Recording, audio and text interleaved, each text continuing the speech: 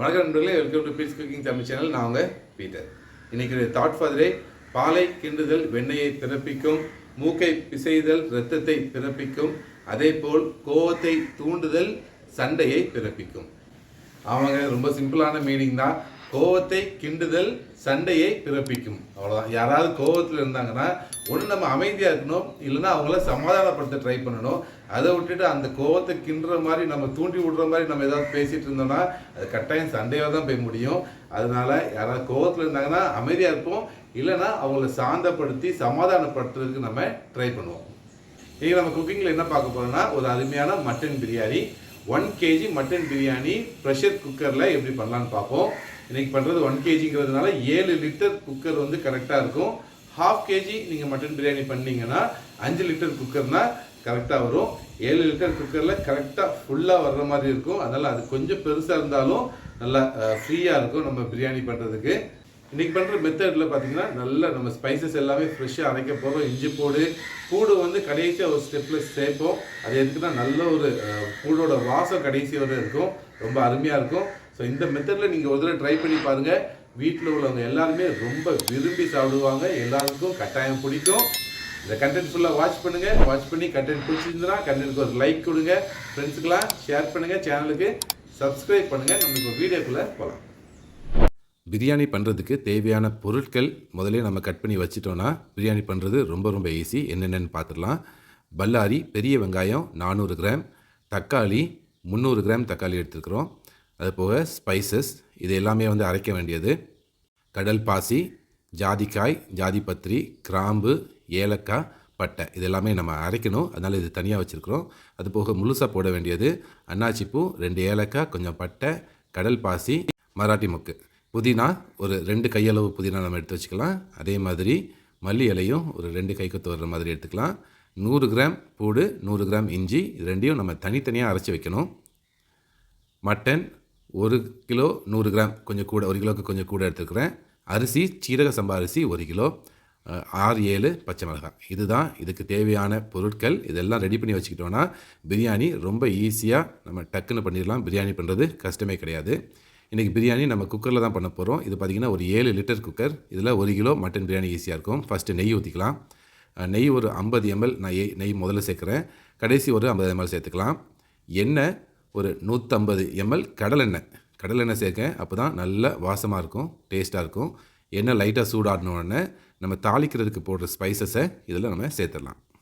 Spices போட்டு கரெக்டாக ஒரு 10 செகண்ட்லேருந்து 20 செகண்ட் மட்டும் நம்ம வதக்கினா போதும். அதுக்கப்புறம் புதினா இலை ஒரு கைக்குத்து நம்ம இதில் சேர்த்துடலாம். புதினா இலை முதல்ல நம்ம சேர்க்கும்போது நல்ல ஒரு வாசம் இருக்கும். அதே மாதிரி புதினா வந்து நல்லா ஃப்ரை ஆகணும். இந்த மாதிரி ஃப்ரை ஆனால் தான் நல்லாயிருக்கும். இதுக்கப்புறம் நம்ம வெங்காயம் சேர்த்துடலாம். 400 கிராம் வெங்காயத்தை நீட்டமாக கட் பண்ணி வச்சுருக்கிறோம், தின் ஸ்லைசஸாக. இதை இப்போ சேர்த்துடலாம். வெங்காயம் வந்து நல்லா வதங்கணும். வெங்காயத்தில் உள்ள அந்த தண்ணி பதம் ஃபுல்லாக போகிற அளவுக்கு நம்ம நல்லா வதக்கணும். இந்த ஒரு கன்சிஸ்டன்சி வந்தால் போதும். வெங்காயம் ரொம்ப ஃப்ரை ஆகணும்னு இல்லை, நல்லா தண்ணி பதம் போய் இந்த அளவுக்கு வதங்கினா போதும். இந்த டைமில் நம்ம இஞ்சி 100 கிராம் இஞ்சி அரைச்சி வச்சுருக்கிறோம். ஃபஸ்ட்டு நம்ம இஞ்சியை வந்து இது கூட சேர்த்துடலாம். இஞ்சியுமே நம்ம வந்து ரொம்ப நேரம் பச்சை வாடை போகிற வரை வதக்கணும்னு கிடையாது. கரெக்டாக 1 நிமிஷம் வதக்கினதுக்கப்புறம் 100 கிராம் வெள்ளைப்பூடில் 3/4 நம்ம சேர்த்துடலாம். கொஞ்சம் எதுக்கு வச்சுக்கிறோன்னா கடைசி ஸ்டேஜில் சேர்க்கும்போது அந்த வெள்ளைப்பூடோட வாசம் அருமையாக இருக்கும். இப்போ இதை நல்லா வதக்குவோம். வெள்ளைப்பூடு, இஞ்சி கொஞ்சம் 1 நிமிஷம் மட்டும் நம்ம இதை வதக்குவோம். 1 நிமிஷம் வதக்கினதுக்கப்புறம் நம்ம இதில் மற்ற இன்க்ரீடியன்ஸ் எல்லாம் சேர்த்துடலாம்.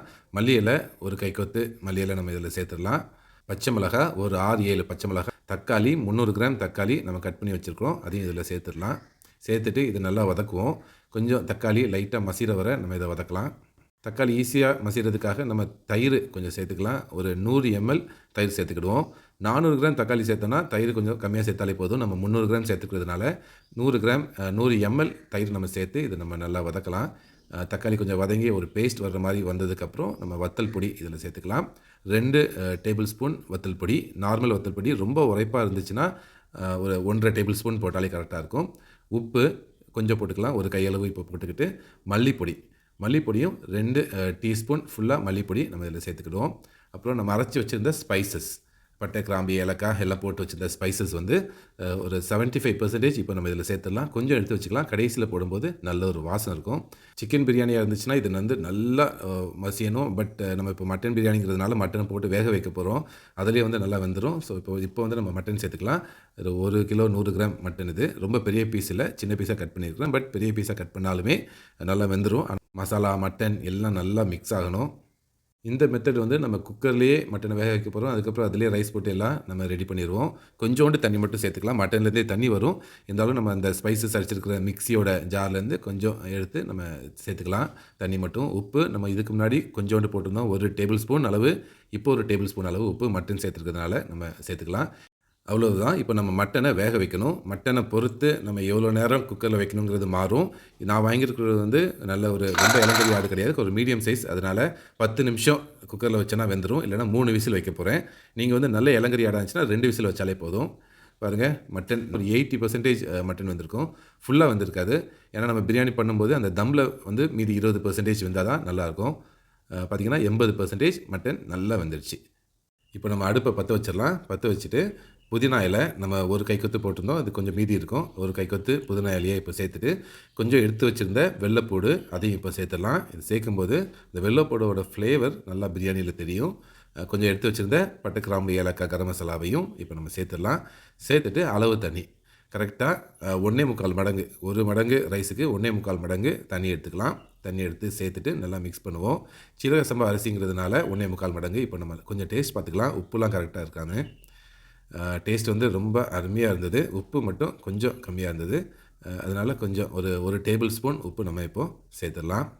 உரைப்பு வந்து நம்ம கரெக்டாக போட்டிருக்கிறோம். இந்த அளவுக்கு அந்த வத்தல் பொடி, பச்சை மிளகாவோட உரைப்பு, வாசம் எல்லாம் சூப்பராக இருக்குது. 1 கிலோ ரைஸை நம்ம குக்கர் ஆஃப் பண்ணும்போது ஊற வச்சுருந்தோம். அது நல்லா ஊறிட்டுருக்கு. இப்போ நல்லா கொதிச்சதுக்கப்புறம் நம்ம அந்த தண்ணியை ஃபுல்லாக வடிச்சிட்டு அந்த ரைஸை நம்ம இதில் சேர்த்துடலாம்.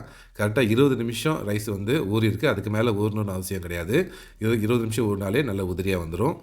இப்போ வந்து நம்ம லெமன் சேர்த்துக்கலாம். இதில் ஒரு லெமன், 1 கிலோ பிரியாணிக்கு 1 லெமனை கொட்டையை எடுத்துகிட்டு நம்ம இந்த டைமில் சேர்க்கும்போது ரைஸ் வந்து நல்லா உதிரியாக வர்றதுக்கும் இது ஹெல்ப் பண்ணும். அது போக அந்த புளிப்புத்தன்மை பிரியாணியில் நல்ல ஒரு டேஸ்ட் இருக்கும்.